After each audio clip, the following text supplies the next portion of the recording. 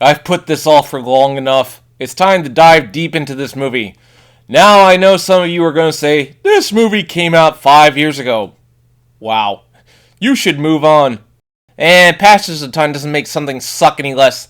The Phantom Menace came out in 1999 and it still sucks now. Batman vs. Superman came out in 2016 and it still sucks now. Batman Dark Tomorrow came out in 2003 and it still sucks now. And I could go on, but I'm sure you get the point. No point in wasting time. Let's get to the juicy bits. As I said in my previous Naruto video, there was a certain section of Studio Pro who had a massive hard-on for the character Hinata Hyuga.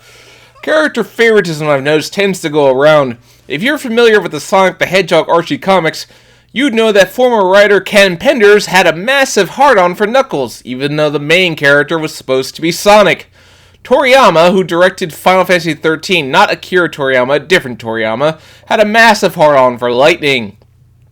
But those are stories for another time. Anybody want me to do the Archie Sonic comics? I'm considering it. So anyway, here's what I can find about this movie. The team met with Kishimoto and he asked them that Naruto not be made into a side character. Ha! Ha! Ha! They designed the movie around getting to the ending with Naruto and Hinata running through the Cave of Memories. This movie was announced in late 2012, shortly after the release of the film Road to Ninja. From the beginning, this movie was teased as the start of a new project. From what I understand, the original plan was to do a part 3 with the characters in these slightly older designs, but then Plan B became Boruto, or that's what Kishimoto claimed with Jump Feast of 2014.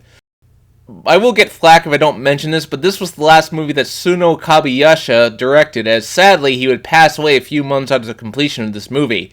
And that's unfortunate.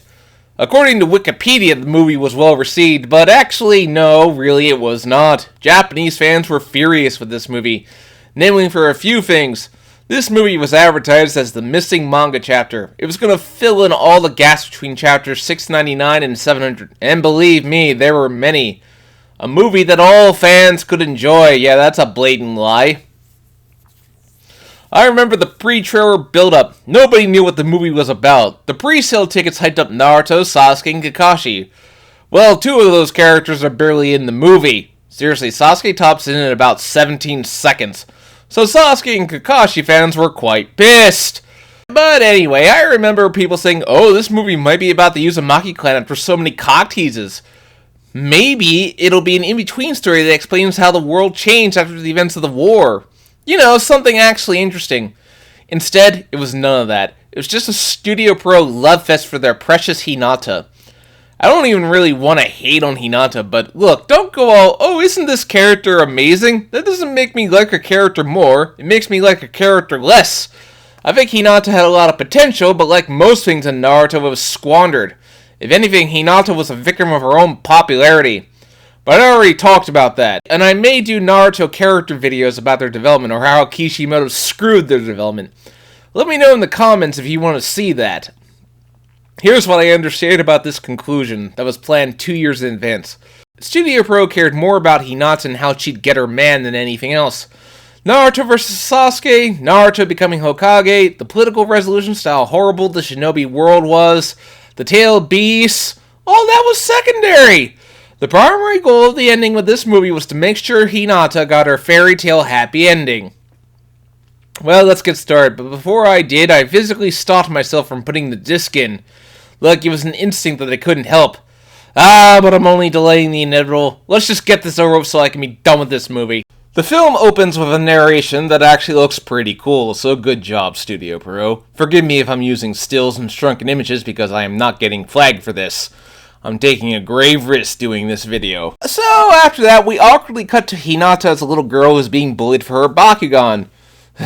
Okay, before this, I didn't believe that Studio Pro stole from Sakura, but after this, now I do. This is blatantly ripping off Sakura's backstory for being bullied for her forehead, and you didn't even have to do that.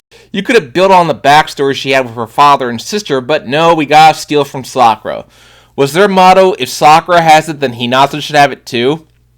Then Naruto shows up and tries to do the Kage Bunshin, even though he doesn't know that until he's 12. You see, Kishimoto's job was to writing the script. Makes me wonder. You think if anything he would at least fact check to make sure continuity was right.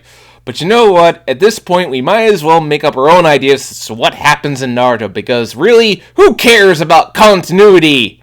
Kishi doesn't!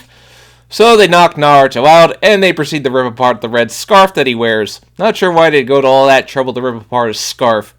But then again, bullies don't make much sense. So anyway, Naruto leaves. Hinata keeps the scarf to set up the stupid plot MacGuffin. I've heard varying stories about the scarf, that it was either Kishimoto's idea or the Perot staff's idea. So yeah, we cut to the students in class, and this is the only time we see Team 7 together. Iruka asks the question, if the world were to end tomorrow, who would you want to spend your last day with? Why? Why do you want to know this? What does any of this have to do with them becoming a ninja? I love how bored Sasuke looks. Yeah, you and me both, buddy. I may actually begin to tolerate you. Anyway, everybody writes down who they want to spend their last day with. Except Naruto. Sakura and Hinata write their crushes, which is not cute and not romantic by any stretch of the imagination. And I'm just gonna say, we all know if Kishimoto wrote this scene, Naruto and Sasuke would have written down each other's names. You know it's true. So then we are introduced to the villain Tenori, and let me just say, this guy sucks. He's almost as bad as Kaguya. Actually, I take that back. He's worse. Kaguya at least doesn't talk much. This guy just won't stop talking. Anyway, we cut to 2 years after the war. Naruto has gone about his daily life happily ignoring Hinata, and well, she has been waiting for him to return her feelings. Anybody else would have taken the hint and moved on with their lives, but women in Naruto can't do that, or they'd be terrible people. And don't yell at me, that's something Kishimoto said. Yes, if a girl moves on from the first crush, they are terrible people, according to Kishimoto. What you just said is one of the most insanely idiotic things I have ever heard. Naruto is now the village hero because of the war, even though he was already that after the Pain invasion. But I guess we're ignoring that. Also, despite being Hinata's teammates, Kiba and Shino don't get any lines in this movie. What's up with that? So Hinata runs into Sakura, who is now totally okay with Hinata and Naruto getting together, even though she's never really cared before. Sakura's main role in this movie is just to encourage Hinata to go for the D. Then there's this really weird part where Sakura thinks of Sasuke. Thankfully, there's not much of Sasuke and Sakura's god-awful, toxic, disgusting relationship in this movie, so that's a plus. So yeah, Naruto has a blue scarf. We're going to come back to this later, but let's just say it leads to a climax where this really, really pisses me off. Anyway, Hinata meets her little sister, Hanabi. I didn't even remember that she had a sister until this movie, and I imagine that's because Kishimoto forgot she existed. I will give credit where credit is due. Hinata and Hanabi have a good dynamic, even though this leads into major problems. Also, the moon is falling. It's like they ripped off the plot to Zelda Majora's Mask. Maybe I just got that on the brain because that 20-year-old visually dated game has a way better story and way better characters than this big-budget fanfiction. Them's the breaks, I guess. Also, I didn't mention this, but the jump in technology in these 2 years is pretty amazing. They even have smartphones now. Smartphones! Also, why is Kakashi Hokage again? I still don't see the point. Not even that, but he barely does anything in this movie. So talking heads all talk about what they want to do. Here's an idea. Blow up the moon. It works perfectly fine in Dragon Ball. Anyway, Naruto and friends are having dinner. Hinata doesn't want to join them because she's a wimp. And Sakura has to try and convince him to take her home. He says, why should I? She's strong. People wouldn't mess with her. Yeah, I love that we have a character saying that a woman can be strong and independent and then immediately getting shot down and is always in the wrong. It's that kind of movie. So basically we get this scene that explains why Sakura is helping Hinata. It's because they should support each other about their crushes. Does Hinata ever actually do anything to help Sakura get Sasuke? Once again I ask, what does Sakura see in that dickhead? Anyway, Hanabi is kidnapped. She basically just serves as a plot device for this movie.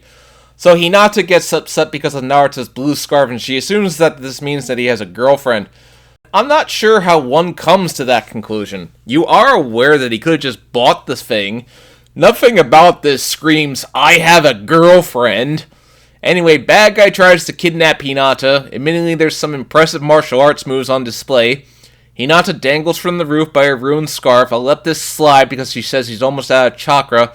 Otherwise, I'd find it really ridiculous. Anyway, Tonori wants Hinata for some reason. We find out later what it is. Tonori wants to destroy the Earth because, well, we'll get into that. Also, he has no eyes. I'm not sure why that is, but this just means we're going straight into Magic Eyeball BS again. Just with the Bakugan instead of the Sharingan. Typical. So Kakashi makes a 5-man team and Shikamaru is the leader. Not Naruto, you know, the guy who's going to be Hokage. He should learn how to be a leader, but you guys never bothered doing that. Perfect opportunity here, and it's wasted. Also, Kakashi just pulls out this clock that's for the end of the world. Yeah, they had those on hand. Whatever. Also, it's the middle of winter. Why are Hinata and Sakura wearing short-sleeved shirts? Also, I love how Hinata's new mission clothes are specifically designed to outline her huge breasts, while Sakura is deliberately drawn to appear with less curves. Was this deliberate? I imagine the Hinata thing is, Studio Pro loves to draw her with fan service. So they split up. They do the thing where they split up and don't act like a team. You see why people hate this freaking movie? It's because the characters act like weird space aliens instead of people.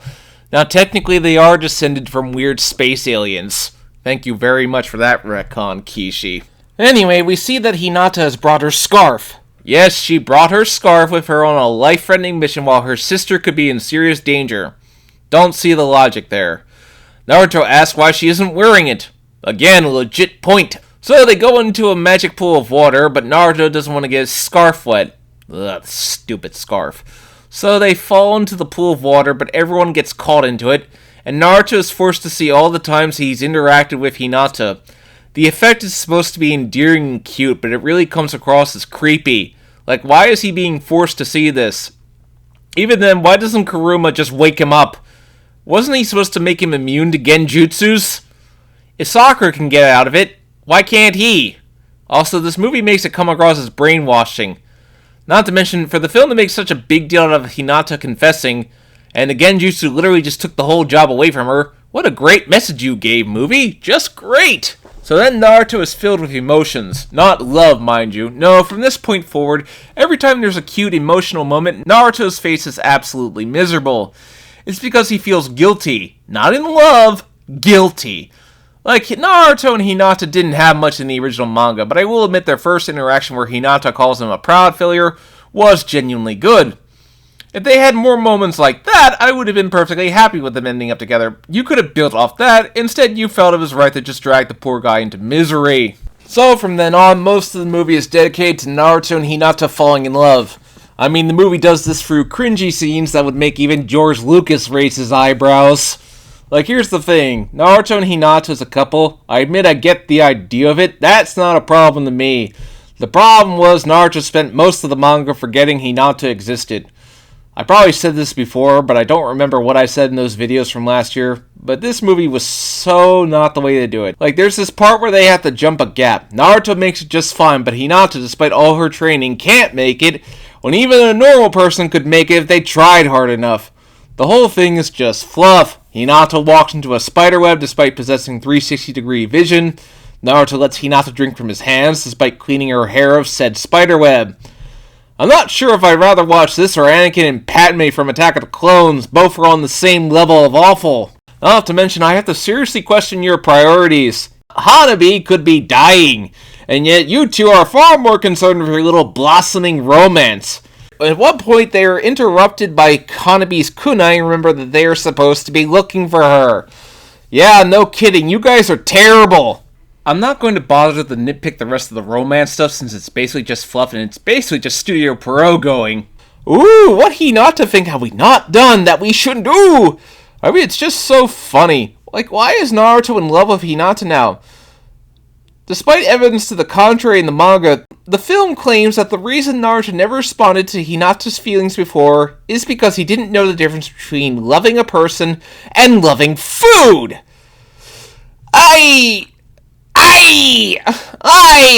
Oh boy, let me dive right into this. No one is that stupid! Naruto certainly isn't. Think back to the Land of Waves. Naruto made Zabuza cry after Haku died. What did he talk about? He talked about love. I seriously can't believe that this character is the same kid who did that. He asked his mom how she fell in love with his dad. Did he think she was talking about food there, movie? If he didn't know the difference, how did he know Sakura's confession was false? And we're getting to that. What about when Hinata confessed? Look at his face. He's in shock. He knows damn well what she meant. So screw you, movie. You took one of the most iconic anime characters of all time, whose defining attribute was his ability to understand feelings, and reduced him to an unfeeling jerk who doesn't know his head from his ass! Gah! So Hinata is once again knitting the scarf and she says, I've been a terrible sister, haven't I? The narrative wants me to disagree with her, but the truth is, yes, you have been pretty terrible. Your motives for coming on this mission were mainly to win Naruto over and woo him. Saving your sister has been a distant third on your priorities. You see why I don't like this movie? It's because the characters don't act like the characters they were in the original manga. Anyway, Tonori shows up, takes Hinata away, Naruto gets swallowed away. You know, with how strong Naruto was at the end of the war arc, you'd think he'd be putting up a way better fight. Once again, I must reiterate, Tonori is a terrible villain. His only motivation is that he wants to destroy mankind because they are stupid and cause wars, which has been done before and been done much better, but that's only secondary. His real motive is that he wants to marry Hinata. I'm guessing he's just a stand-in for Studio Pro. Yeah, that's what I'm gonna go with. Hinata tries to argue back about the goodness of humanity, but Tonori just tells her to shut up. He apparently doesn't want a wife that talks back. You see, Tonori is the last descendant of a Hyuga clan whose job was to guard the Ghetto Meza. The sage guarded the earth, his brother the moon, but somehow Madara stole the statue from the moon. Don't know how he managed to do that! Did he have a space rocket? Not to mention, Tonori is incredibly crappy at his job. What were you doing while the world was being torn apart by war? Were you just sipping tea? So Hinata gets a visit from the sage's brother Hamura, who tells her that his will was the opposite of what Tonori wants, yada yada yada. And it's the Byakugan Princess. Byakugan Princess. I swear this sounds like a fanfic. It's all up to her to stop it.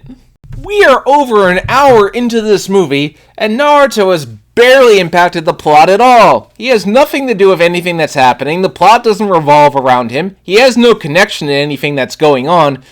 His only job in the movie is to rescue Hinata.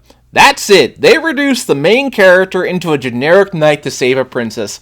Now I know, classic save the princess story and all, and that's probably what they were going for, but it's done so incredibly poorly here. So we cut back to Naruto. He's all depressed and they tell him Hinata's on the moon, so they have to go save her.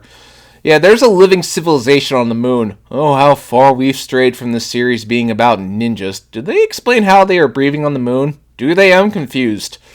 Naruto doesn't want to go because Hinata broke his heart. Now, I could mention how massively out of character this is, but all I'm gonna say, if Sasuke was up there, he'd be up and raring to go. Now wouldn't he? Shikamaru tells him to man up and get over it because he's a shinobi. Good job, Shikamaru. So then Naruto's taken to Sakura. She was keeping him alive for 3 days, and Naruto didn't notice that. Jeez. Anyway, this leads into what is probably the most infamous part of the whole movie. Sakura tells Naruto that Hinata still loves him, and says Naruto didn't really love her, he just pretended to because he wanted to beat Sasuke. Oh boy, where do I begin? For starters, I will address that apparently in Japan they started calling Naruto the worst scumbag or something because, well, if that is in fact true, that is really despicable of Naruto to do. I don't know how accurate that is, though. If so, I think it's a bit of an overreaction because he's not shown agreeing or disagreeing with her. I've heard something about apparently he was going to respond, but Junko Takaichi refused to say that. Take that with a grain of salt. I don't know if that's true or not. Secondly, that makes no sense. Sakura was one of dozens of girls who liked Sasuke, so why would Naruto pick her specifically? In Chapter 3, he even said, "Now I know why I like Sakura." No mention of rivalry there. Not to mention, look at his face at the beginning of Part 2. So much feeling of, oh, I love her like food. Or, Sasuke isn't here, I can make my move now. Thirdly, what makes Sakura the expert on real feelings anyway? Considering her feelings for Sasuke are some of the most shallow ever seen in fiction. But we'll get to that when I cover Naruto Gaiden. So anyway, Sakura says Hinata still loves Naruto because girls don't change their minds on who they love. Like I said, according to Kishimoto, girls who move on from their first crushes are terrible people. What you just said is one of the most insanely idiotic things I have ever heard. So yeah, anyway, Hinata has one scene where she acknowledges her sister, which is bad. Tonori then says, "Oh, you were making a scar for him and not me." So he destroys it and he puts something in Hinata to brainwash her so she will marry him, so that they will have new babies to repopulate the earth. I can't believe I just said that sentence. So Hinata being brainwashed to marry this guy is bad. But yet, Naruto being put through a genjutsu where he gets guilt-tripped into loving Hinata is good? I'm confused, movie. What's the message here? Oh, and Sasuke shows up briefly after saving Kakashi from a meteor. I never thought I'd be happy to see Sasuke. But then he is gone. That scarf has more screen time than Sasuke does in this movie. Under other circumstances, I would find that hilarious, but in this case, I'm just annoyed. So the rest of this movie is just one big action scene to rescue Hinata. Things happen that are kinda cool, like Sakura destroying the puppets, but the whole point is for Naruto. You know what? At this point, I'm not even going to call him Naruto. He doesn't deserve the title. Insensitive jerk charges in just before Tonori can marry Hinata. Also, look at this image. My god, somebody drew that. Somebody animated that. Somebody actually thought that this should make it into the movie. So Tonori makes Hinata fight insensitive jerk, but he somehow knows to reach into her chest and pull out whatever's brainwashing her. I didn't know he could do that. Sure, why not? So insensitive jerk and Hinata go to stop the bad thing. Hinata can't do it herself, so she and Naruto combine their strength and hey, wait a minute, this is very familiar. Where have I seen this before? Why, yes, it's Naruto and Sasuke's thing. You literally ripped that off from Naruto and Sasuke and put Hinata in Sasuke's place. How dare you steal from Naruto's true soulmate? If Kishimoto was writing this, that absolutely would have been Sasuke instead of Hinata. And from what I gather, when he wrote the Boruto movie, that's exactly what he did. Probably as revenge for this. I still haven't seen Boruto. I have heard it's much better than this piece of garbage. Should I watch it? Maybe. So yeah, this whole movie is still not over. Giant statue attacks, Naruto summons Kuruma out of him to fight it while he fights Tonori, so they separate or something. I don't think that's how it works, but when has this series ever cared about its rules? The rest of the movie is pretty much just fighting. Tonori decides to become whatever this is. At this point, nothing really surprises me anymore. I mean, we did get Kaguya, who is never mentioned in this movie, and neither is Neji, by the way, the character who Kishimoto admitted to killing so Naruto would get close to Hinata. Considering this movie was written about 2 years before she appeared, that leads more credence to Kaguya being a very last-minute addition to the story. So Insensitive Jerk finally accesses the Nine-Tails chakra. Why he didn't do that at the beginning of the movie is beyond my understanding. Tonori throws Hinata into a cage, and you people think Sakura's the useless one. I'm confused. Hinata basically does nothing in this movie but play damsel in distress. Now, the damsel in distress is a plot device as old as time. When it's the main goal, it can work like in Super Mario Bros. And The Legend of Zelda, but here it just keeps happening and it's getting annoying.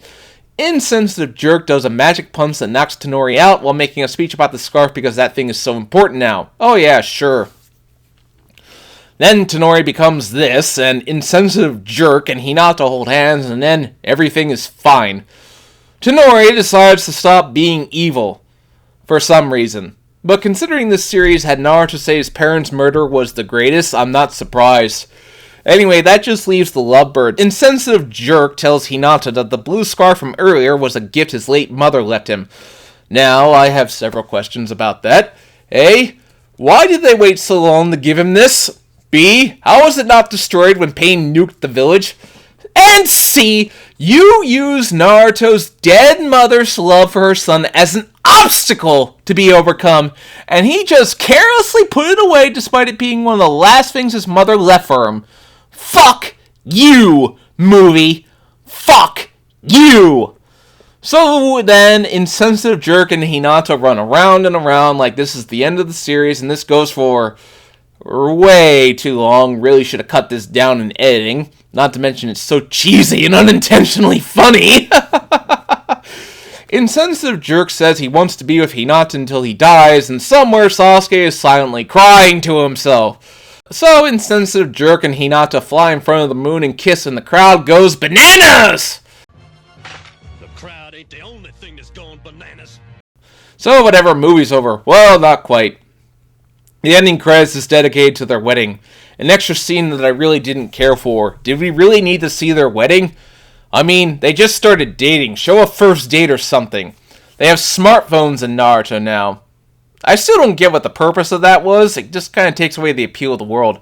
Sakura's such a fake smile. Yeah, thanks, Studio Pro. Everyone else is there with their significant other except Sakura because Sasuke is for some reason not there. Yeah, they deliberately show that Sasuke isn't at Naruto's wedding. Now, you know I'm no fan of Sasuke, but even I gotta admit, the fact that Naruto's best friend wasn't at his wedding, yeah, that's a load of crap. Screw you, Studio Pierrot. Now, I have a theory as to why he wasn't there. I imagine he simply looked at his invitation and simply said, "Who the hell is Hinata?" And then got mad because Insensitive Jerk cheated on him. But I digress. Then we get to see Insensitive Jerk living in a big house with his new family. Broadly speaking, it's adorable, but then they had to twist the knife by having Hinata act like a real tough, scary mom, which is something she never acted like before. But Studio Pro just decided to apparently make her like that, so it could look like Naruto married a girl like his mom. Yeah, another thing Studio Pro shamelessly stole from Sakura. Yeah. Here's the fundamental problem with this movie. This movie is just Studio Pro satisfying their inner Hinata fetishes. It is not a conclusion to a 15-year-old story. It is fanboys writing fanfiction. Is it a labor of love for a character? Yes, but it's the wrong kind of love. When you get down to it, Hinata was one character. This whole event, this whole movie made it seem like she was the main character of the series, not Naruto. It wasn't just that she superseded Sakura's role as the heroine, even though she did that too. She took Sasuke's place as Naruto's other half. What this movie robbed, it robbed Team 7 of a proper conclusion. That one panel where they're all happy and friends again in chapter 699, that's it. That's all we got of them being friends again. There should have been more. This movie should have been about all the characters of Naruto, all the Konoha 12 getting one last moment together and fighting. Even Neji, who shouldn't have died. Also, I love the fact that Neji got a picture of their wedding, but not, Minato, Kuchina, or Jiraiya. Who cares about them? One final punch to the gut movie. Thank you. Naruto's theme was supposed to be about the importance of relationships. The bonds that you forge with people. How important they are. That's what people wanted to see. Instead, people got the sense that Naruto and Sakura's bond was destroyed. Kishimoto described it as a parting, that this movie would be about Naruto and Sakura's farewell, but no, that wasn't what Naruto was supposed to be about. Despite the creators insisting that the two are still friends, it just doesn't feel that way. They might as well not be anymore. This is the fundamental problem with this movie, the message it gives, and it's not a good message at all. You should never have to guilt somebody into loving someone, and if you do, it isn't love. Naruto and Hinata were not in theory a bad couple, I get the idea of it, but this, you were better off without this, even if you had basically nothing holding it together. This movie broke something in me. Like everything I thought and knew and loved about the series, this movie told me it was all a lie. Even though the only lie was what this movie said. The truth is I don't hate Hinata. No, that's petty. Here's the thing. All you people out there who claim Hinata is my waifu or whatever, you should understand something. She isn't real. You cannot physically date someone who isn't real. So you should stop pretending that she is. The biggest crime of this movie is that this character is not Uzumaki Naruto. He is not. Let's take the Not My Luke example from The Last Jedi, and that's a story for another time. People cried out because Luke wasn't who they remembered him to be, but like I said, that's a subject for another time. Naruto always stood by what he said. I hate people who lie to themselves. Well, he's the biggest hypocrite of them all. How is this the same person who spoke to the loneliness of Gaara because he felt that loneliness, or that he understood Sasuke's pain? Don't say romantic love is different. It's not. His feelings for Sakura, whether they be a crush or genuine feelings, were real. They were never depicted as being anything less before this movie said so. Naruto said, "I would rather remain a fool my whole life than give up on a friend." He sacrificed so much to save one person who didn't want to be saved. But yet he did. He always stuck to his ninja way, even when the rest of the world told him not to. This thing isn't Naruto! Well, I'm not quite done with Naruto yet. I suppose I'll do Naruto Gaiden next. Interesting timing, but Kishimoto's new series Samurai 8 was cancelled recently. I don't hate Kishimoto. I just pity him. I'm not going to claim this had something to do with the series' abrupt cancellation, but maybe he'll learn from this. Take it as a lesson, Kishimoto. I feel you should apologize to those fans you slapped in the face. That would be a step towards repairing some of the bridges you burned. Maybe he'll try again and the next series will be a hit. Who can say? But for now, all he can do is live with his regrets, as he's ultimately left with something that he didn't think was worth fighting for. Thanks for watching. If you liked the video, please hit that bell, like, and subscribe button. If you want updates, follow me on Twitter or join my Discord, which are provided in the description below. See you next time.